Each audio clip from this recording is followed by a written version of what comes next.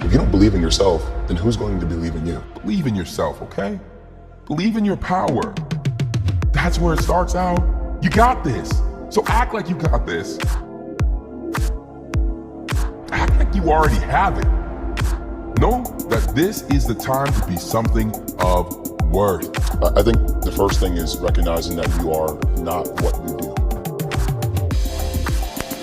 Inspire yourself into the right direction. Look, find things to latch onto. Hook on to things that inspire you. Fill your eyes and your soul with them. And know that this is your power. This is the advantage you have over everyone else. You fill yourself up with things that inspire you and fuel you day after day after day.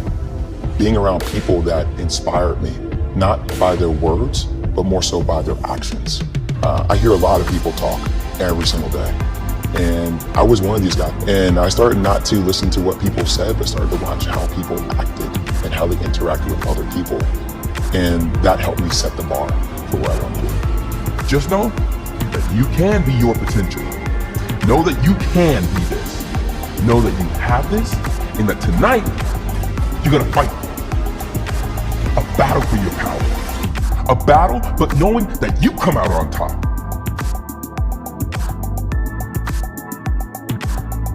This is what it's all about, you know? And I used to say all the time, why me, why me, why me? And all of a sudden that conversation changed to, yeah, like why not me? Like why not me? And I think the more you can start looking at facing adversity by saying, why not me? You approach things with a completely different mentality than a person who feels like they're going to be a victim. You start becoming a hunter again. And the more you can stay with that hunter mentality, it will pay dividends. Everyone wants to eat, but few are willing to hunt. Who do you want to be? How do you want people to see you? Stronger, hardworking, successful? If you want people to see you like that you need to change. Change and grow. Strengthen yourself. Build up your potential. Construct your future. Who are you going to be? Are you going to be that person that wallows in their self-pity? Are you going to be the person that says, you know what, okay, I did this wrong, I did that wrong, but how can I be better? And I think that's what I talk about, that relentless mentality to want to be better at just life in general. And that you have to find balance in life, right? So there are going to be times where your journey is going to be down here and it's going to be tough.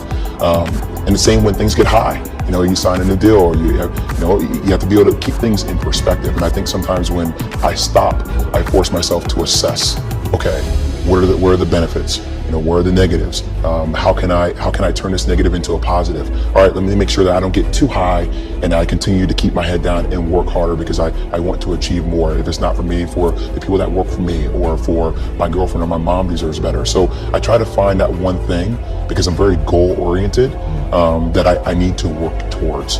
And once I achieve that, it's another goal. And I don't want it to ever stop because that's what life should be. Be selfish and take control of your life. Take control of your abilities. Take control of your potential. Don't waste any more time. Take courage to provide for yourself. To provide your potential, grasp it. No longer will you be afraid to make it, to change it. No one else is living your life. Take control. Practice. Patience. Progress. Take yourself through the barrier.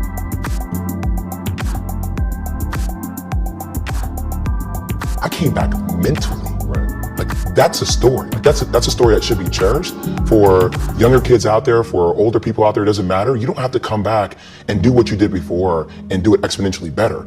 You have to come back better as a person and really value that process. Like that's a comeback. It's amazing when you have to be vulnerable to talk about issues that a lot of people aren't willing to talk about.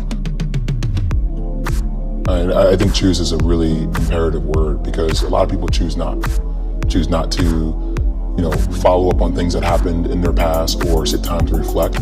I am where I am and only I can change it. You are the only person that can change it. At the end of the day, people can want to help you as much as they want to help you.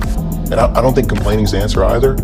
I think vulnerability and talking to people about what's actually going on in your life gets them invested in you. And the more you listen to them, gets them invested, you invest it back in them. And that's when a bond is formed. But that person can only take you so far. You have to want to take yourself to a different place. And if you don't have that, then you're going to stay stuck. And a lot of people choose to stay stuck. And we see it every single day. And you have to be vulnerable enough with yourself to accept the fact that it happened. Bad stuff happens to everybody. You have to drive your own car, and if you don't drive it, somebody else is going to drive it for you. And that other person is driving it may not be a person, it may be a darkness, that entity that we talked about, that is easy to get lost and consumed. You have the power to become someone that even the deepest part of you trusts, someone you trust to succeed. Become the person that you know you can be. Stand up for your future, for your power, and for you to be something full of the worth that is in you. You know, we spend so much time talking to other people and giving other people advice on what they need to do in their life, and sometimes you need to sit down and give yourself advice on what's best for you. It's fulfilling to recognize that nobody is the perfect end product and that everybody has stuff to work on. But once you're able to say, wow, that is something I need to work on, and you feel yourself taking the steps necessary to be better at it.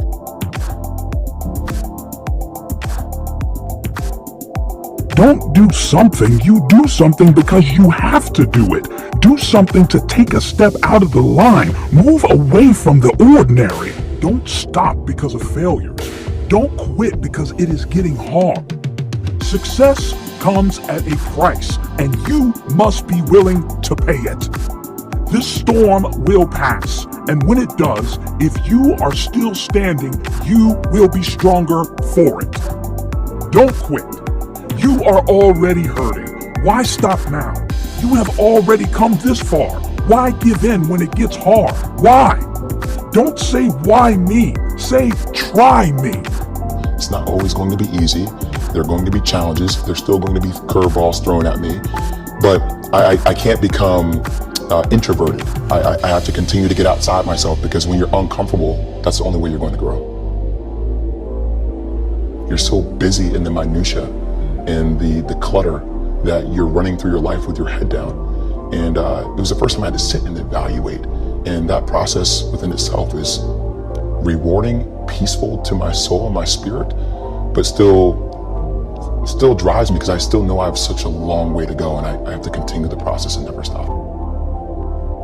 You want the hard times. You want the pain. You want resistance, because if there is resistance, you are growing, you are developing. Stop wishing it was easier. Wish you were better.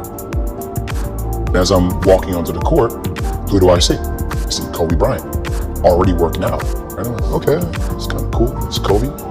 He's like Kobe, you know. And so I put my sneakers on, and do you ever get lost in what you do, where you end up like, wait, it's been an hour and a half. Like I'm here, I'm in it. So once I set my foot across that line, I started working out. And so I worked out for a good hour and a half.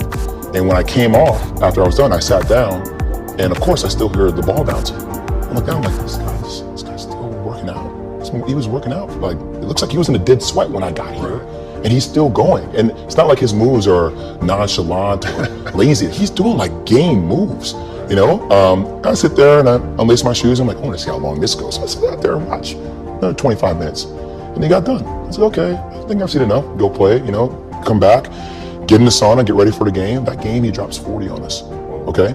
And after the game is over, I'm like, I have to ask this guy. Like, I have to understand, like, why he works like that. Right. So after the games, I'm like, hey, Kobe, like, why were you in the gym for so long? He's like, because I saw you come in, and I wanted you to know that it doesn't matter how hard you work, that I'm willing to work harder than you. Wow. And he's like, there's nothing wrong with that. Like, I'm not saying I dislike you as a person. You inspire me to be better. Right. And it was the first time I started to see this level of competitiveness where I said, I need to start doing more. Right. Wow.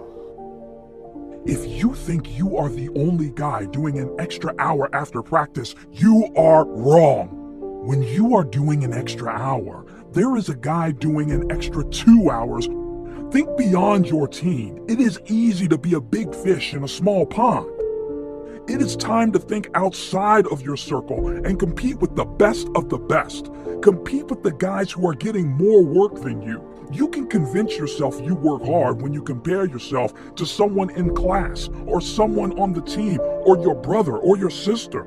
But how does your work ethic look when you compare yourself to a Kobe Bryant or a Michael Jordan?